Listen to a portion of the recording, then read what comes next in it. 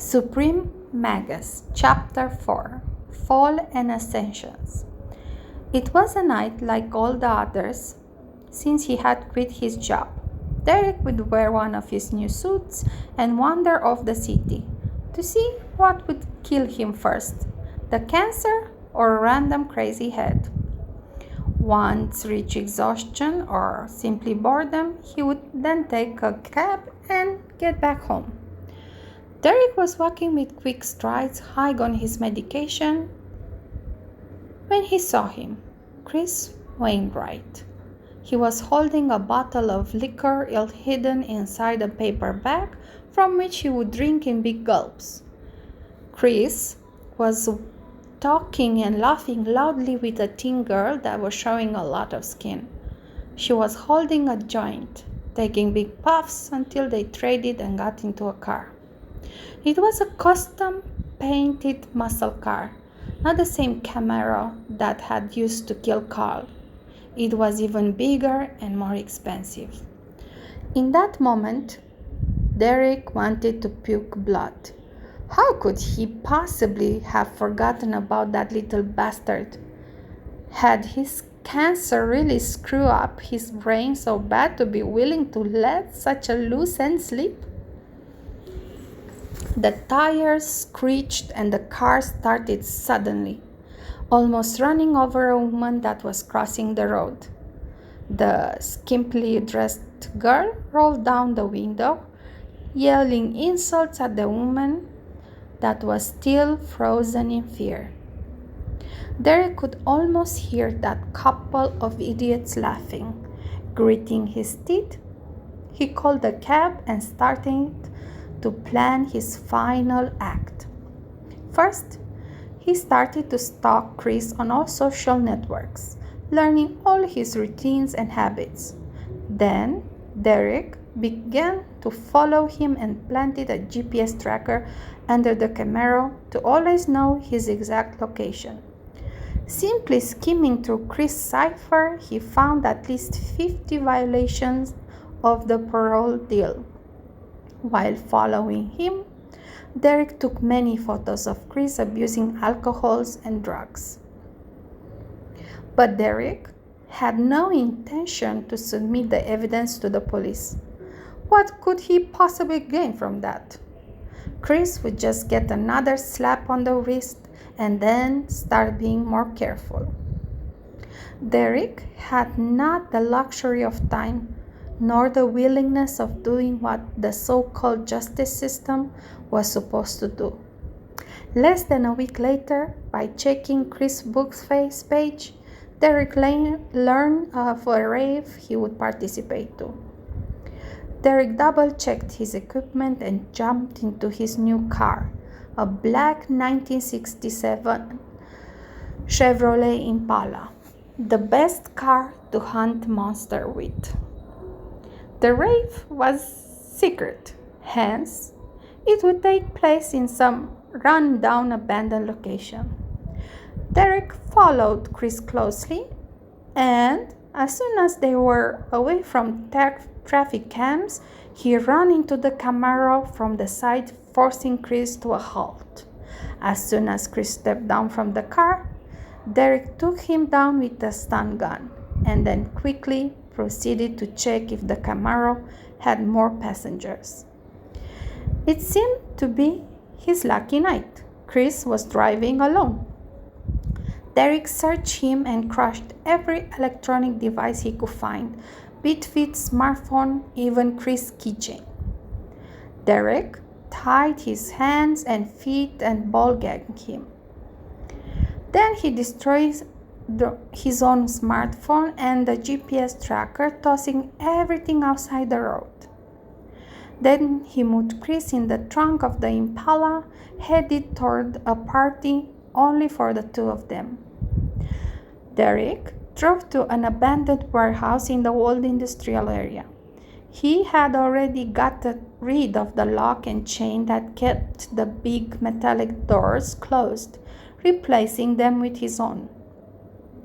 Inside the warehouse, there were only 2 chairs, both bolted to the ground, and a bucket and several water tanks. Derek opened the trunk, discovering that Chris had regained his senses, so he tased him again. Then he took Chris to a chair and started tightly binding his arms and legs to it. Then Derek splashed him with a bucket of water, forcing him to regain focus. "Hello, Chris. My name is Derek Esposito, and you killed my brother. We need to talk." Chris tried getting out of the restraint, and while commending his effort, Derek violently hit him in the groin with a nightstick. The pain paralyzed him. "Where was I? Oh, yes. The last time we saw each other was during your first trial. Do you remember me?" Chris, panting, intensified. "Good. Let's get straight to business." Derek took 2 digital timers out of the car, setting the first to 30 minutes and the second to 2 hours, 44 minutes, and 16 seconds. Then he pulled out a gun and double shot Chris' liver. His scream was muffled by the gag ball, but the shots echoed loudly in the empty warehouse. Derek started both timers simultaneously and came in close, checking the blood. It was dense and black, a clear indicator of a crushed liver. "Now, before the real pain settles in, I need you to take a good look to the timers. They are really important." Chris was crying and screaming, so Derek had to splash him again and pull him by the hair to get his attention. "The first timer marks how much time you have left. After it rings, even if someone should miraculously break through that door and rescue you, you would be dead anyway.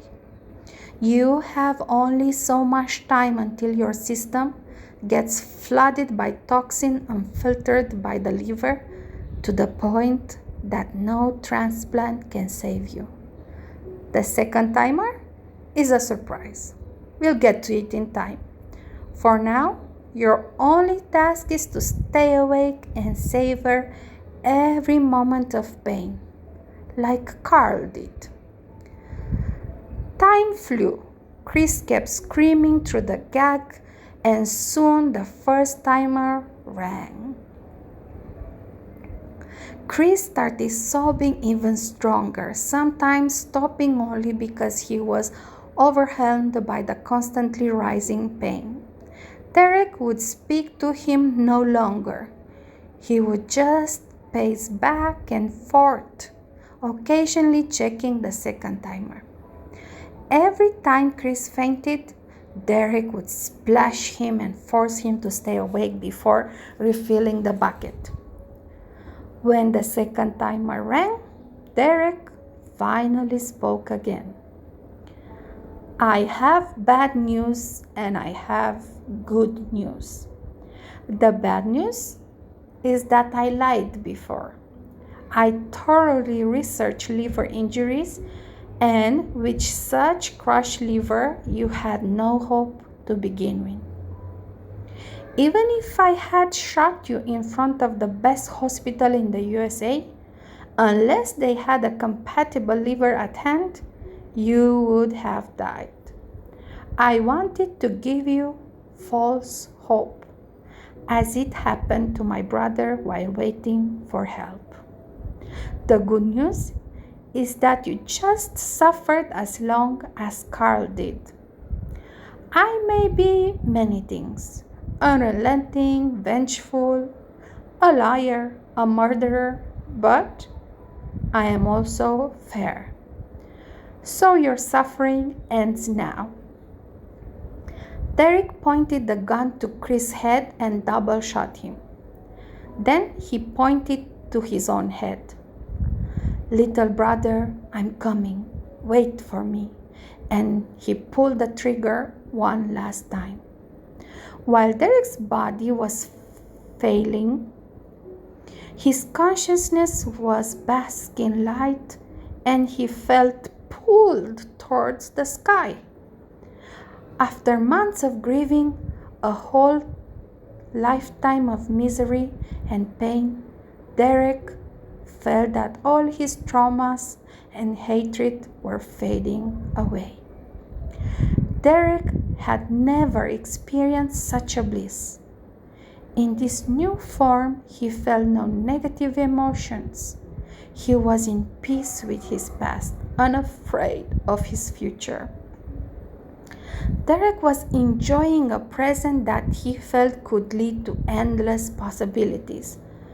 And there was no right and wrong, success or failure. He would simply be, no strings attached. That intoxicating feeling lasted until he suddenly woke up, alive and breathing.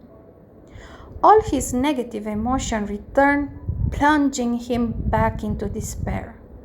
Derek cursed inwardly while trying to focus his eyes. Maybe it was because of the shot to the head, but his vision was blurry. So much for the perfect plan. Some idiot must have rescued me, and somehow I survived the journey to the hospital. I'm still alive. I still have cancer. I am still alone. But when his eyes finally cleared up, they strongly disagree with his reasoning. Derek was in some kind of a huge metal corridor surrounded by dead bodies. Alien dead bodies, to be precise. They were all wearing some kind of full body armor that resembled some kind of sci-fi spacesuit. Where the hell am I? What the hell does this mean? He screamed while trying to get up, only to fall back on the floor. He fell hand first, and only then he noticed that he was wearing a spacesuit too, and that his hands, all four of them, had 3 fingers each. What the actual hell?